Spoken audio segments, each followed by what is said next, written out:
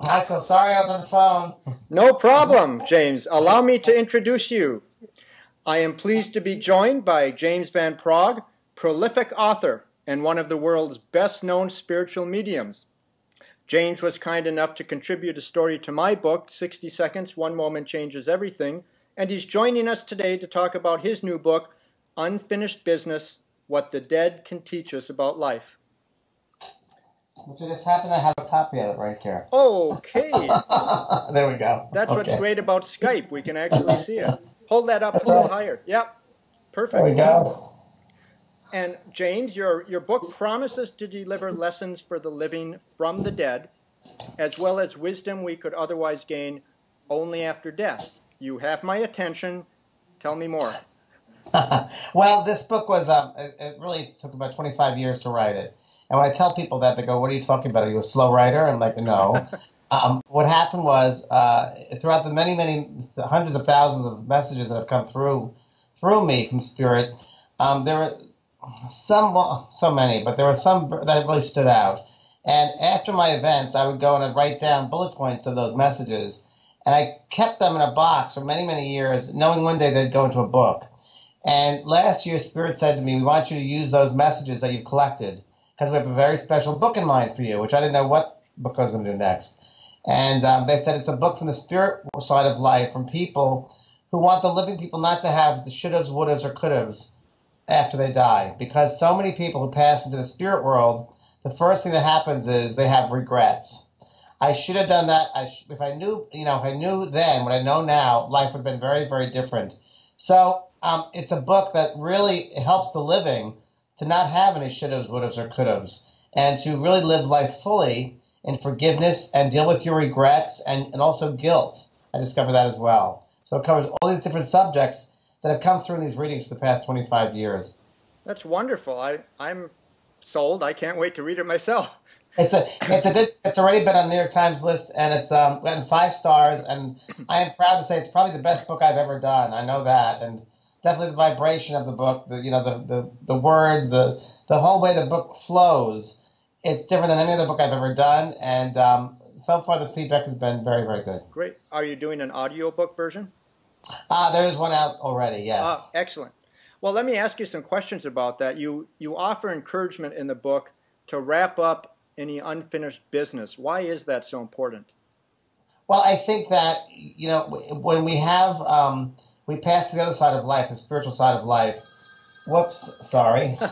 That's the thing with Skype, you never know. Right. What happens is when you pass to the spiritual side of life, the mind is part of the spirit, and the brain is part of the physical body, and you bring with you all of your belief systems, your judgments, your likes, your dislikes, your addictions, the ways of thinking and methods, that goes with you in the spirit world. And if you hold on to things about, that you had this relationship with your sister and you never spoke to her for 20 years, you pass over, you still haven't spoken to her, that will bother you. It seems to amplify itself in the spirit dimensions, as well as addictions. If we don't calm addictions down or on the earth level, the physical level, we bring them over to the other side of life, they'll still affect us. It seems that things are so much more amplified in that dimension, the spiritual dimensions. So you'll have more of a desire for the addiction, but there's nothing you can do about it because you're not in the physical body anymore. Oh. But it weighs on your mind, that sort of thing. So these regrets weigh on your mind, the sense of, I should have done this, I would have done this. Also things like, let's say a father passes over and doesn't tell his daughter or son how much he loved them. And when he gets to the spirit world, he realizes they're still alive and how he should have told them he loved them. He has a lot of regret. So he spends a lot of his time in that dimension living over and over again in his head, why didn't I tell them I love them? Why did I tell them I love them? So in a way, it's keeping him down. It's keeping him down in his mind. That's bothering him, so he can't move on to do other things in the other dimensions. Okay, well, speaking of that, can you offer a story that illustrates the power of resolving guilt or regret? Oh, gosh, there are many of them. I recently, I didn't put this in the book because this story happened afterwards, but there was recently I did a messages for these people where I live in California here, and 100 people in the audience, and a man's son came through. He stood behind him, and this man was an alcoholic. This man that was sitting there was an alcoholic, and his son had died. His son Michael died. Excuse me. Okay. I don't know who that is. But that's okay. We'll just have to hold that one. That's okay. This is real life. That's okay. Phones ring a lot in my house. Yeah. Oh. I do know who it is. Okay. Anyway, what happened was, so this man had a lot of regret because he didn't speak to his son, and he really wasn't there for him as far as during life because he was always drinking. The son came through and said, my head didn't hurt when I hit the ground. Now this man, this alcoholic man who was sitting there, was dressed up in leather outfit, like a Harley Davidson jacket and the leather jacket, leather pants, a real biker, long hair, beard, and didn't believe in this thing necessarily. You never find him at one of these sorts of things. You never think someone like this would be there. But he was there, and his son came through and said that to him, and he said, this is hard to believe. He was freaking out. He said, my son died skydiving, and his head hit the ground. Oh. And then, among other things, he said, one of the last things, which the validation was, which was pretty incredible, his son Michael said, Daddy, I want to thank you for putting my name on your chest, tattooed my name on your chest. And I know that you really loved me, even though you weren't able to show me that, because you were always away, because you were drinking, you were an alcoholic. And the father, again, freaked out completely. He rolled up his shirt, and on his chest was, my beloved son, Michael. He really had that tattooed in his chest. Incredible. So there was a lot of regret that he wasn't there for his son when the son was alive. The son knew that from his perspective, from the spiritual dimension, that he did love, his father did love him. And really what it was a really interesting story is because message came through to the father that, you can live the rest of your life in celebration of your son, knowing that he's alive, and you really need to clean up your act because he wants you to get the fullness out of life. Well, just recently I saw this man. He stopped drinking. This experience completely changed his life.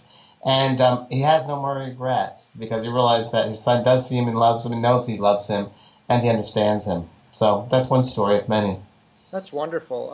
I was going to ask about if you had a story about the benefits of forgiveness, but that kind of speaks to that as well. It does, Phil, but I will tell you a little bit about forgiveness because this is very interesting. Also, I've discovered with my work, in this work, that when you hold on to, let's say you don't forgive a family member, there's an energy. Everything is energy.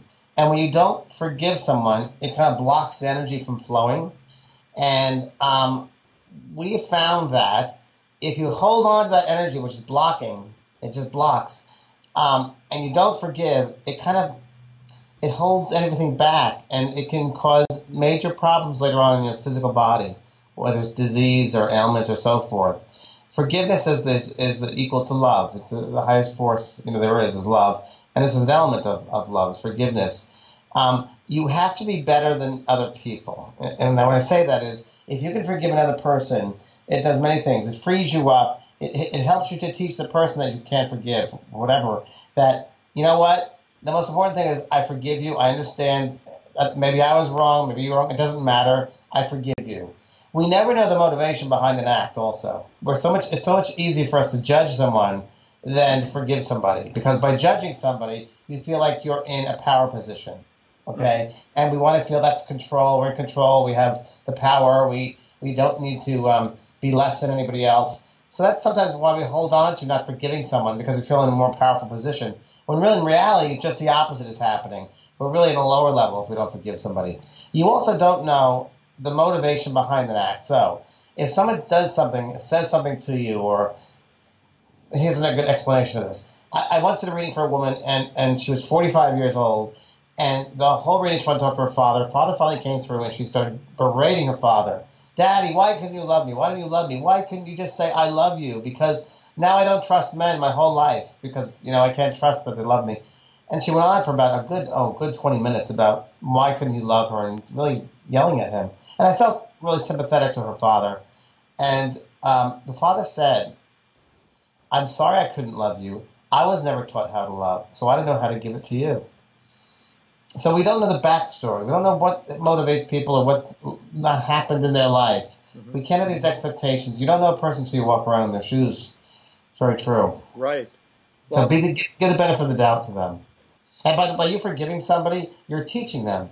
So you're teaching them that, oh gosh, why is